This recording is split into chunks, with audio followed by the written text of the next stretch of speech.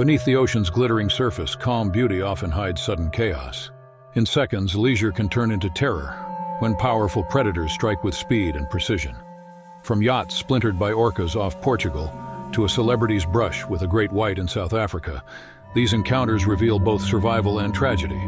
Whether it's lifeguards in Queensland battling tiger sharks or night kayakers caught in danger in Mozambique. In this video, we'll uncover 6 chilling encounters that expose the raw unpredictability of the sea. The Portuguese coast off Sagres had always been a haven for luxury yacht enthusiasts, where the Atlantic Ocean met the Mediterranean in a dance of currents that created some of the most spectacular sailing conditions in Europe. The region's maritime history stretched back centuries, with Portuguese explorers launching their voyages of discovery from these very waters. Modern-day sailors were drawn to the same pristine coastline that had once beckoned Vasco da Gama and other legendary navigators. On September 10, 2025, the Martinez family had chosen this historic stretch of ocean for what they believed would be a peaceful late-summer holiday aboard their 42-foot luxury yacht, the Aurora Dreams. Diego Martinez, a successful Barcelona-based architect, had saved for 3 years to purchase the vessel, dreaming of family adventures on the open sea. His wife, Catalina, a marine biology professor, had been particularly excited about the trip, hoping to spot some of the region's diverse marine life with their 2 teenage children, 17-year-old Sebastian and 15-year-old Isabella. The morning had begun with perfect conditions. Gentle swells rolled beneath their hull as Diego guided the yacht through waters so clear they could see schools of sardines darting like silver ribbons 20 feet below. Catalina had been explaining to the children how the convergence of Atlantic and Mediterranean waters created unique feeding opportunities for marine mammals, never imagining how prophetic her words would prove to be. The conflict that would forever change their lives began as a distant curiosity. Sebastian, who had been lounging on the bow with his sister, first spotted the distinctive black and white dorsal fins cutting through the water approximately 200 meters away. The family gathered at the starboard rail, watching in fascination as what appeared to be a pod of 5 orcas moved in their characteristic coordinated formation. Catalina had explained that orcas, despite their fearsome reputation, rarely showed aggression toward humans. The apex predators were known for their intelligence and complex social structures, she told her children, as the pod seemed to be moving parallel to their yacht with apparent indifference. The family's initial delight at this rare wildlife encounter quickly transformed into confusion when the orcas began to alter their course, forming a wide circle around the Aurora Dreams. Diego had been sailing these waters for over a decade and had never experienced anything like what happened next. The lead orca, a massive bull that Catalina estimated to be at least 25 feet long, suddenly accelerated toward their yacht with explosive force. The impact when it struck their hull sent shockwaves through the entire vessel, throwing Isabella hard against the cabin wall and sending Sebastian tumbling across the deck. The attack was unlike anything documented in marine biology textbooks. The orcas struck with methodical precision, targeting the yacht's most vulnerable points. 2 of the massive animals focused their assault on the rudder, their powerful jaws clamping down on the steering mechanism while their bodies twisted with tremendous force. The sound of splintering fiberglass mixed with the orcas' powerful vocalizations created a symphony of destruction that echoed across the otherwise peaceful ocean. Catalina had shouted to her family to prepare the life jackets as water began flooding the cabin through cracks that spiderwebbed across the hull with each successive impact. The yacht's emergency systems activated, but the bilge pumps proved inadequate against the volume of water entering through multiple breach points. Diego had attempted to radio for help, but the orcas' attacks had damaged the yacht's electrical systems, leaving them isolated and vulnerable. The family's situation deteriorated rapidly as the Aurora Dreams listed heavily to starboard. Sebastian had been attempting to secure loose equipment when the largest orca breached partially out of the water, its massive head appearing directly beside the yacht's rail. Without warning, the animal's jaws clamped around the teenager's shoulder, dragging him partially over the side before his family could react. Diego had immediately jumped into action, kicking at the water and striking the orca's head with a boat hook, while Catalina and Isabella pulled desperately at Sebastian's legs. The attack lasted only seconds, but the orca's teeth had punctured through the boy's life jacket and into the muscle of his shoulder, leaving him bloodied and in shock. As if responding to some invisible signal, the orca released its grip, but the family's relief was short-lived, Isabella had been helping her mother tend to Sebastian's wounds when another orca approached from the yacht's blind spot. The impact as the animal rammed her leg against the yacht's hull produced an audible crack that made Catalina's stomach lurch with recognition of a compound fracture. The 15-year-old's screams mixed with the continued sounds of the yacht's destruction as more water poured into the cabin. The Martinez family found themselves in the terrifying position of abandoning their sinking vessel while surrounded by the very predators that had destroyed it. Diego had managed to deploy their emergency life raft, but the process of transferring his injured children into the small craft while the orcas continued circling seemed impossible. The animals showed no signs of retreating, their dorsal fins cutting ominous patterns around the family's position. Salvation appeared in the form of a Portuguese fishing vessel, the Santa Maria, whose captain, Antonio Silva, had been monitoring marine radio frequencies when he spotted the commotion on the horizon. Silva and his crew had witnessed orca behavior their entire careers, but had never seen anything resembling an organized attack on a pleasure craft. The experienced fishermen approached cautiously, using the size and engine noise of their boat to discourage the orcas, while maneuvering close enough to rescue the Martinez family. The transfer to the fishing vessel required careful coordination, as the orcas remained in the vicinity, watching the rescue operation with what Silva later described as unsettling intelligence. Sebastian's shoulder wounds needed immediate medical attention, while Isabella's fractured leg had swollen significantly. Catalina and Diego, though physically unharmed, showed clear signs of psychological trauma from their ordeal. The Aurora Dreams disappeared beneath the waves 27 minutes after the initial attack, leaving only floating debris and a slick of diesel fuel to mark where the Martinez family's dream vacation had become a nightmare. The Portuguese Coast Guard launched an immediate investigation, but the orcas had vanished as suddenly as they had appeared, leaving marine biologists scrambling to explain the unprecedented attack.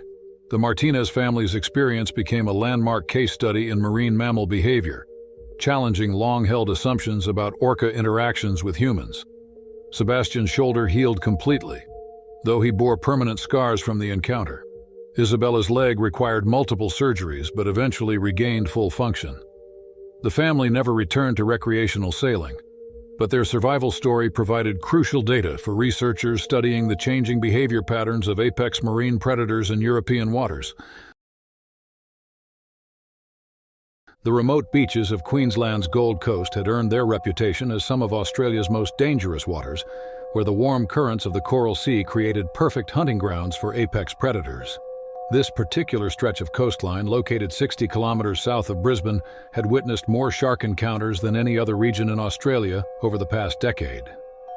The area's history was marked by both breathtaking natural beauty and the ever-present reminder that humans were merely visitors in an ancient oceanic ecosystem.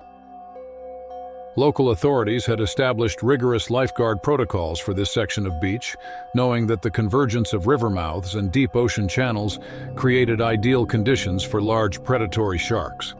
The beach's isolation meant that help could be 30 minutes away, making the lifeguard's role critical for swimmer safety.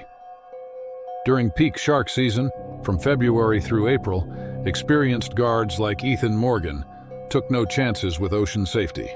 Ethan Morgan had been patrolling these treacherous waters for 8 years, earning respect among his peers for his fearless approach to water rescues and his uncanny ability to spot trouble before it escalated. The 31-year-old former competitive swimmer had saved 43 lives during his career, establishing himself as one of Queensland's most decorated lifeguards. His colleagues often joked that Ethan seemed to have a sixth sense about dangerous ocean conditions. On March 15, 2019, Ethan began his morning patrol under conditions that experienced lifeguards recognized as potentially hazardous. The previous night's storm had churned up the ocean floor, creating murky water that reduced visibility to less than 3 meters. Baitfish had moved closer to shore, and several fishing boats reported unusual shark activity in the deeper channels. Despite these warning signs, tourists continued to enter the water, drawn by the warm temperatures and seemingly calm surface conditions. The conflict that would define Ethan's final rescue began when he spotted a lone swimmer struggling approximately 400 meters from shore. The tourist, later identified as German backpacker Klaus Hoffmann, had been caught in a powerful rip current that was pulling him steadily toward deeper water. Klaus had panicked, exhausting himself by fighting against the current instead of swimming parallel to shore as safety protocols recommended. Ethan immediately launched his jet ski, radioing his position to the beach headquarters while accelerating toward the distressed swimmer. His approach followed standard rescue procedures, but the choppy conditions and Klaus's panicked state made the rescue attempt more complicated. The German tourist was barely keeping his head above water when Ethan arrived, his movements becoming increasingly erratic as exhaustion set in. As Ethan maneuvered his jet ski into position and leaned over to secure Klaus with a rescue buoy, the ocean exploded in a surge of violence that would haunt witnesses for years. A massive tiger shark, estimated by marine biologists to be over 4 meters long, burst from the murky depths with devastating force. The predator's jaws clamped around Ethan's torso with bone-crushing pressure, the impact lifting him partially out of the water before dragging him beneath the surface. Fellow lifeguards Marcus Webb and Sarah Chen had been monitoring the rescue from shore when they witnessed the attack through their binoculars. Marcus immediately launched a second jet ski while Sarah coordinated emergency medical response, both knowing that every second would be crucial for any chance of survival. The shark's attack was swift and merciless, its powerful jaws having found their target with lethal precision. The tiger shark's behavior following the initial strike demonstrated the calculated hunting instincts that made these predators so formidable. Rather than releasing its victim, the shark dragged Ethan underwater repeatedly, its thrashing movements creating a maelstrom of blood and foam that made rescue attempts nearly impossible. Klaus Hoffmann, forgotten in the chaos, managed to grab onto Ethan's abandoned jet ski, becoming an unwilling witness to the tragic events unfolding around him. Marcus reached the attack site within 2 minutes, but the shark's assault had been devastatingly effective. He and Sarah worked frantically to separate Ethan from the predator, using their jet ski's engines and emergency flares to drive the animal away. The tiger shark eventually released its grip and disappeared into the deeper water, leaving behind a scene that would require months of counseling for the rescue team to process. When Marcus and Sarah finally pulled Ethan aboard their rescue vessel, his injuries were immediately recognizable as fatal. The shark's teeth had inflicted massive trauma to his chest and abdomen, causing blood loss that no amount of first aid could address. Despite their desperate attempts at resuscitation, Ethan Morgan was pronounced dead upon reaching the beach, his sacrifice having saved Klaus Hoffmann's life. The incident sparked immediate changes to Queensland's beach safety protocols, with authorities implementing new shark detection systems and modifying rescue procedures for high-risk conditions. Klaus Hoffmann recovered fully from his near-drowning experience and became an advocate for lifeguard safety, establishing a memorial fund in Ethan's honor. The beach where Ethan Morgan made his final rescue was temporarily closed, while marine biologists studied the attack patterns and environmental factors that had contributed to the tragedy.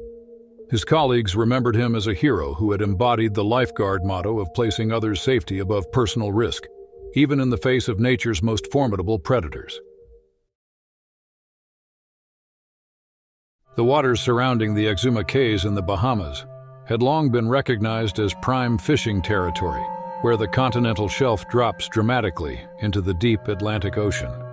In August 2019, these crystalline waters hosted countless charter fishing expeditions, drawn by the abundance of marlin, tuna, and mahi-mahi that thrived in the nutrient-rich currents.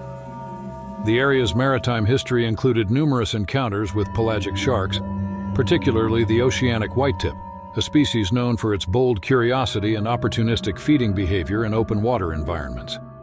Captain Alex Green stood confidently at the stern of his 38-foot charter vessel, the Bahamian Dream, as it rocked gently in the moderate Atlantic swell. The 43-year-old charter captain had been operating fishing expeditions in these waters for over 15 years, developing an intimate knowledge of the seasonal patterns and marine life that made this region so productive. His current charter consisted of 4 experienced anglers from Miami, who had specifically requested a deep-sea trolling expedition targeting large pelagic species. The morning had produced exceptional results, with the group landing 2 decent-sized yellowfin tuna and a small marlin. Green's reputation as one of the most successful charter captains in the region was built on his ability to locate productive fishing areas and his meticulous attention to safety protocols. He maintained all required emergency equipment and had never been involved in a serious maritime incident during his career. As the afternoon progressed, Green noticed unusual activity in the water approximately 50 meters from the vessel. Several large fish were creating surface disturbances, indicating the presence of a feeding aggregation that could attract larger predators. He decided to investigate the area, positioning the boat to take advantage of what appeared to be an active school of baitfish. Green leaned over the starboard rail to inspect their most recent catch, a 20-pound yellowfin tuna that one of his clients had just brought aboard. The fish was still displaying impressive coloration, and Green wanted to ensure it was properly secured in the fish box before continuing their fishing efforts.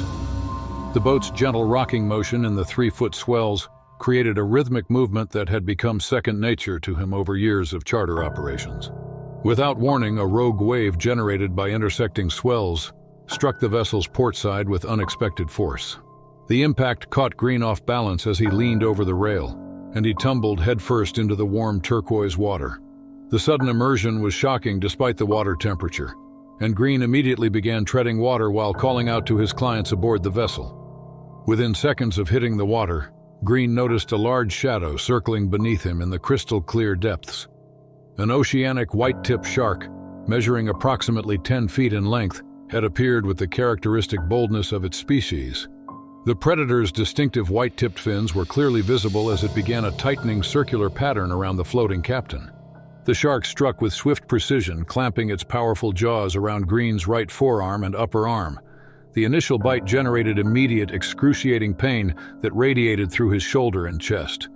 Green's instinctive response was to strike the shark's snout with his free hand while simultaneously kicking his legs to maintain buoyancy, but the predator's grip remained firm. Blood began clouding the previously clear water as the shark maintained its hold, applying pressure that Green could feel, crushing the bones in his arm. The oceanic white-tip's feeding behavior typically involved persistent investigation of potential prey, and it showed no immediate inclination to release its grip on the struggling captain. Aboard the Bahamian Dream, Green's clients had witnessed the entire sequence of events and immediately sprang into action. Miami businessman Robert Castellanos grabbed the emergency rope kit while retired firefighter Tom McKenzie seized the boat hook and several flotation cushions. The third client, Dr. Patricia Valdez, began preparing the first aid supplies while maintaining visual contact with Green's position in the water. McKenzie successfully deployed the rescue rope, managing to loop it around Green's uninjured arm. At the same time, Castellanos used the boat hook to strike the water near the shark, attempting to discourage its continued attack. The coordinated efforts of the three clients, combined with Green's own struggle against the predator, eventually convinced the oceanic white-tip to release its grip and retreat into the deeper water. The rescue operation required several minutes of careful coordination to pull Green back aboard the vessel without further injury. His right arm bore severe lacerations and puncture wounds from the shark's teeth, with significant bleeding that required immediate pressure bandaging. Dr. Valdez, despite being a pediatrician rather than an emergency physician, applied her medical training to stabilize Green's condition during the 40-minute transit back to Nassau. Green survived the encounter but required extensive reconstructive surgery on his arm and shoulder. The incident reinforced his respect for the unpredictable nature of oceanic apex predators and the importance of maintaining constant vigilance in their domain. The coastal waters off Gansbaai, South Africa, had earned international recognition as one of the world's premier great white shark habitats. In November 2017, these nutrient-rich waters of the Western Cape attracted both marine predators and extreme sport enthusiasts to the same stretch of ocean. The region's maritime ecosystem supported large populations of Cape fur seals, which in turn drew substantial numbers of great white sharks during their seasonal migrations to hunt. Local authorities had documented an increase in interactions between sharks and water sports participants, prompting the implementation of enhanced safety protocols and monitoring systems. Professional kiteboarder Nico Larsen checked his equipment meticulously as dawn broke over the choppy Atlantic swells. The 28-year-old Norwegian athlete had traveled to South Africa specifically to train in the challenging conditions that Gansbaai offered, conditions that would prepare him for upcoming international competitions. Larsen had been kiteboarding professionally for 8 years, with sponsors that demanded consistent performance in diverse and demanding environments. The morning conditions appeared ideal for advanced training maneuvers, Steady 15-knot winds from the southeast created perfect lifting conditions for aerial tricks.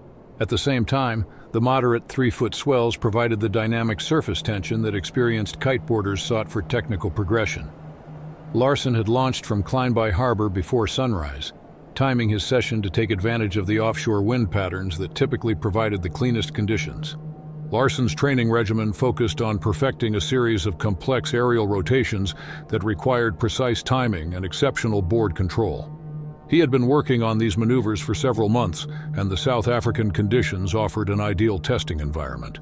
His support team, consisting of fellow Norwegian kiteboarder Erik Johansen and safety coordinator Maria Santos, monitored his progress from a rigid inflatable boat positioned approximately 200 meters offshore.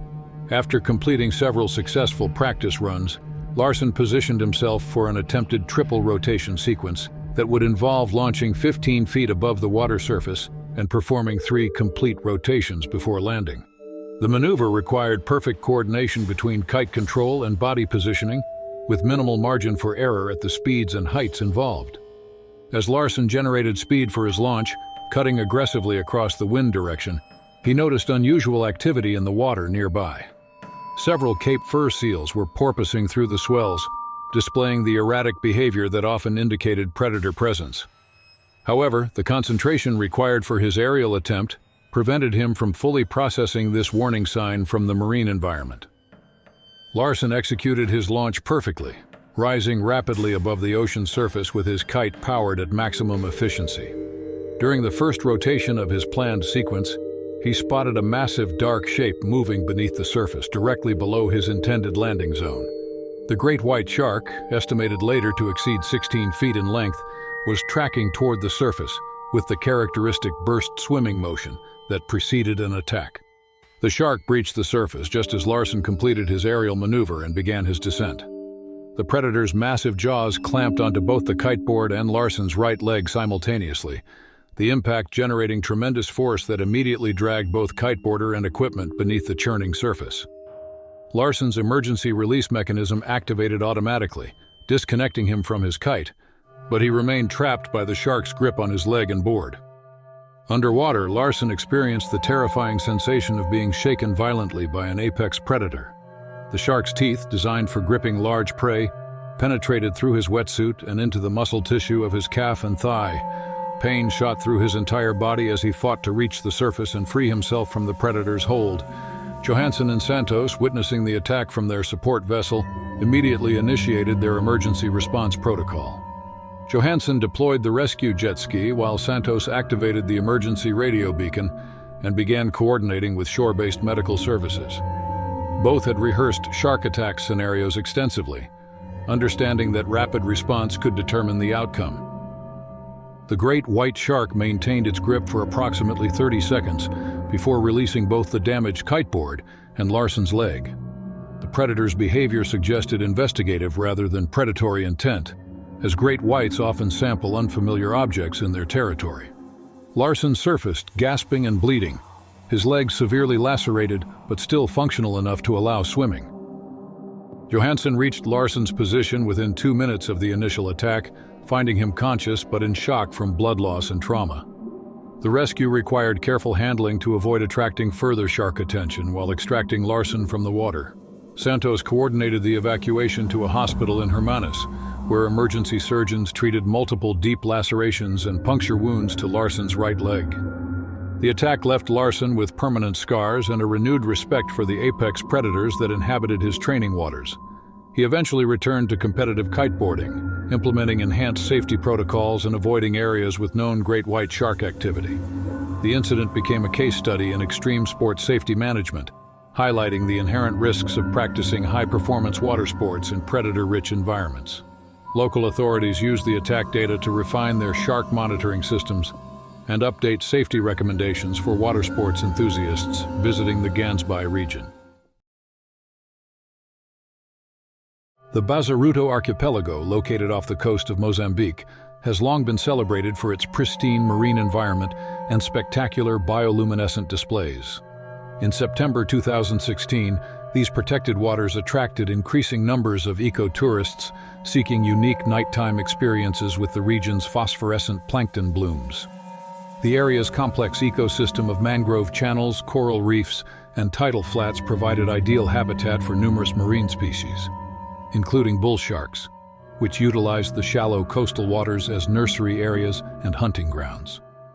Tourist Liam Turner carefully checked his kayak equipment as twilight settled over the calm waters of a protected inlet near Vilanculos. The 30-year-old marketing executive from Manchester had planned this Mozambican adventure for months, specifically timing his visit to coincide with the peak season of bioluminescence. Turner's girlfriend, Hannah Rodriguez, a marine biology graduate student, had convinced him to include night kayaking in their itinerary after researching the extraordinary plankton displays that occurred in these tropical waters. The local tour operator, Coastal Adventures Mozambique, had provided detailed safety briefings about tidal conditions, navigation hazards, and basic marine life precautions.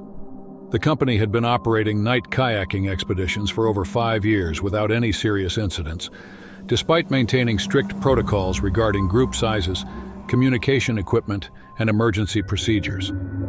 Their guides emphasized the importance of staying close to shore and avoiding areas with strong currents or deep water.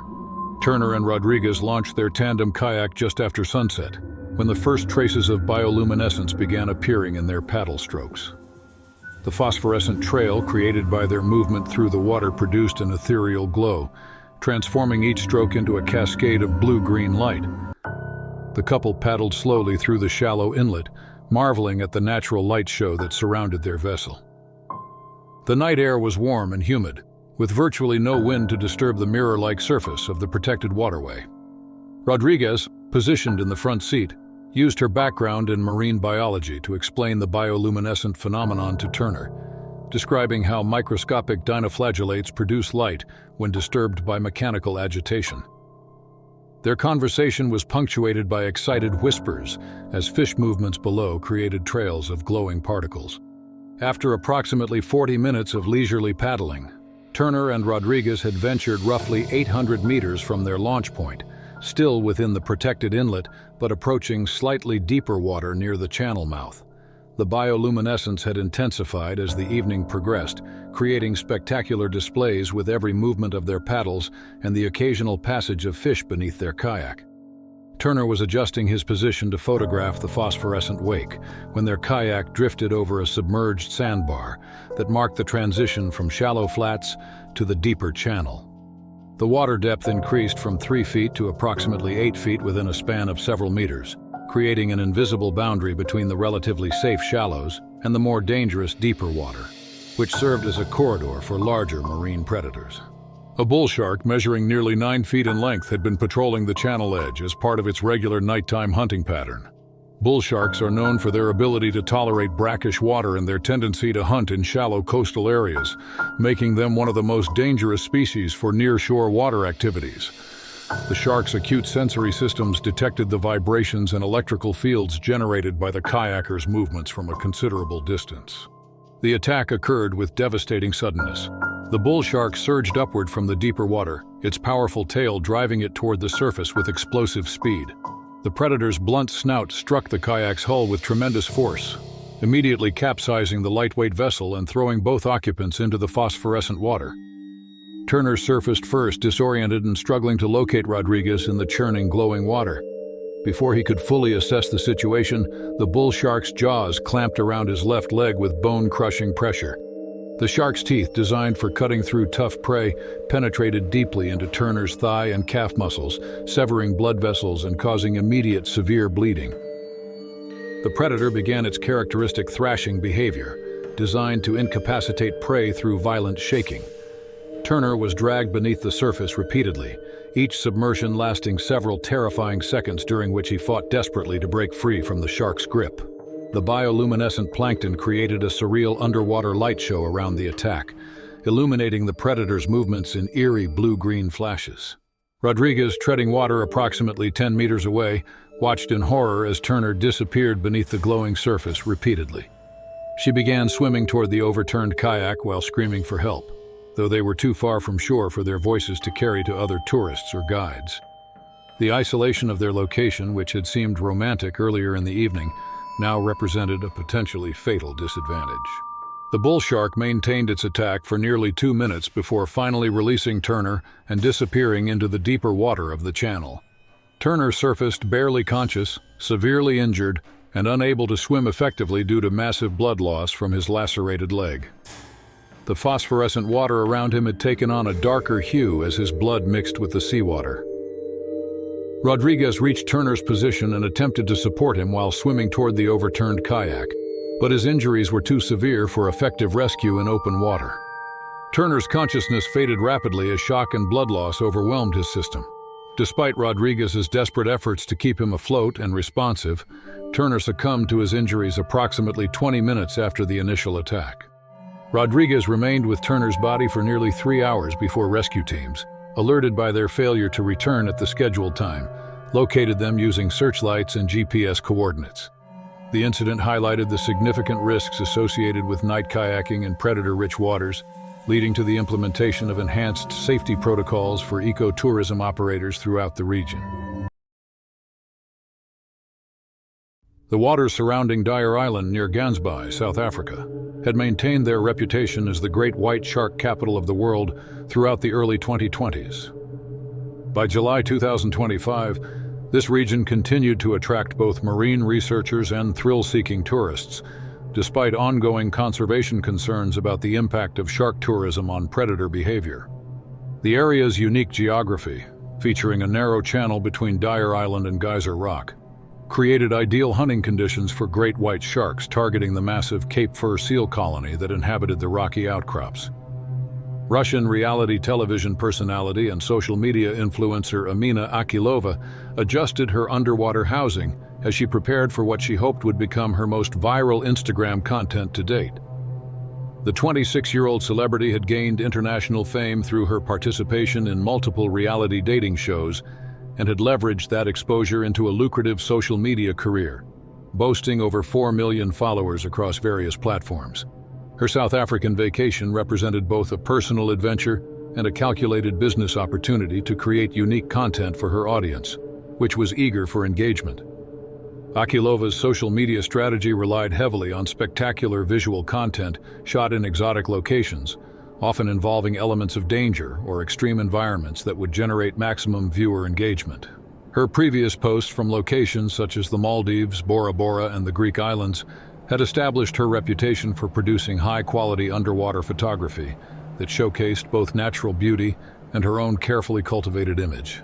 The celebrity's South African expedition included professional photography equipment worth over $15,000, designed specifically for underwater use in challenging marine environments. Her technical team consisted of underwater photographer Victor Petrov and safety coordinator Sarah Mitchell, both experienced professionals who had worked with high-profile clients in similar extreme environments worldwide. On July 19, 2025, sea conditions near the seal colony appeared ideal for underwater photography, with excellent visibility extending beyond 20 meters and moderate swells that would not interfere with precise camera work. Akilova had specifically requested to work near the seal colony, believing that the presence of marine mammals would create more dynamic and engaging background elements for her planned photo sequence. Mitchell briefed Akilova extensively on safety protocols, emphasizing the importance of maintaining constant awareness of her surroundings and avoiding any behavior that might attract unwanted attention from predators known to frequent the area. The safety coordinator had worked in these waters for over 8 years and had a deeper understanding of the behavioral patterns of great white sharks than most recreational diving operations. Akilova entered the water wearing a custom wetsuit designed for both thermal protection and visual appeal, as her social media content required that she remain photogenic even while engaged in potentially dangerous activities. She carried professional underwater photography equipment that would allow her to document her experience while maintaining the production values her audience expected from her premium content. The initial photography session proceeded smoothly, with Akilova positioning herself approximately 30 meters from the main seal colony to capture dramatic wide-angle shots that would showcase both the marine mammals and the crystalline South African waters. Petrov remained close by, documenting her activities while keeping a watchful eye for any changes in the aquatic environment that might indicate an increased risk. As Akilova drifted over a kelp-covered section of reef, focusing her attention on adjusting camera settings for optimal lighting conditions. A massive great white shark approached from the deeper water beyond her field of vision. The predator, measuring an estimated 17 feet in length, had been attracted to the area by the combination of seal activity and the unusual disturbances created by the photography session. The attack occurred with the characteristic speed and power that made great white sharks such formidable apex predators. The shark struck from below and slightly behind Akilova's position, its massive jaws engulfing her left leg from mid-thigh to ankle. The initial impact drove her several meters underwater as the predator's momentum carried both shark and victim deeper into the kelp forest. Akilova's immediate response was to strike the shark's snout with her free leg while simultaneously releasing her expensive camera equipment, which drifted away into the kelp as she fought for her life. The great white's teeth, perfectly designed for gripping large prey, penetrated through her wetsuit and deep into the muscle tissue of her thigh and calf, causing immediate severe pain and bleeding. The predator's behavior suggested investigative rather than predatory intent, as great whites often sample unfamiliar objects in their territory before determining whether they represent viable prey. After approximately 15 seconds of maintaining its grip, the shark released Akilova and retreated into the deeper water, apparently deciding that she did not match its preferred prey profile. Petrov and Mitchell, who had been monitoring the session from nearby positions, immediately initiated emergency rescue procedures. Petrov reached Akilova's position first, finding her conscious but in severe shock from blood loss and trauma. Mitchell coordinated with their surface support vessel while applying immediate first aid to control the bleeding from Akilova's leg wounds. The rescue operation required careful coordination to extract Akilova from the water without attracting additional shark attention or causing further injury to her damaged leg. The support team included qualified medical personnel who began treating her injuries during the high-speed transit to the nearest trauma facility in Hermanus. Akilova survived the attack but required multiple surgeries to repair the extensive damage to her leg muscles and blood vessels. The incident generated massive international media attention, highlighting both the risks associated with extreme social media content creation and the unpredictable nature of great white shark encounters. Despite her injuries, Akilova eventually leveraged the experience into additional social media content, though she subsequently avoided underwater activities in predator-rich environments. Medical teams at Hermanus Private Hospital worked through the night to stabilize Akilova's condition, with orthopedic surgeon Dr. James Hartley leading a team of specialists in reconstructive surgery. The celebrity's injuries included severe lacerations to her quadriceps and gastrocnemius muscles, puncture wounds from 14 separate tooth marks, and significant tissue damage that would require months of physical rehabilitation to address fully. During her recovery period, Akilova's management team carefully controlled media access while simultaneously capitalizing on the unprecedented global interest in her story. Major international news networks requested exclusive interviews, while her social media accounts experienced explosive growth as millions of new followers sought updates on her condition and the progress of her recovery. The incident created unexpected complications for South African tourism authorities, who found themselves managing both increased interest in shark cage diving experiences and growing concerns about safety protocols for encounters with marine wildlife. Tourism officials collaborated closely with marine biologists to develop enhanced safety guidelines for underwater photography activities in areas known to be inhabited by great white sharks. Akilova's recovery process became the subject of extensive documentation across her social media platforms, with her posting regular updates about physical therapy sessions, surgical procedures, and emotional challenges associated with the trauma.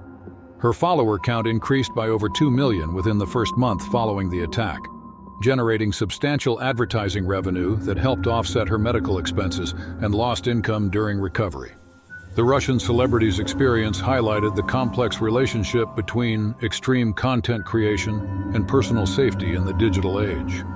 Industry analysts noted that her attack represented part of a broader trend toward increasingly dangerous stunts and locations among social media personalities seeking to maintain relevance in an oversaturated market.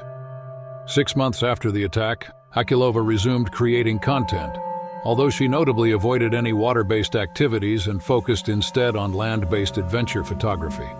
Her South African shark encounter remained her most viewed content piece, generating over 50 million views across various platforms and establishing her as one of the most recognizable survivors of a great white shark attack in recent history. The attack prompted discussions within the social media industry about the escalating risks that influencers were willing to accept in pursuit of viral content and engagement metrics.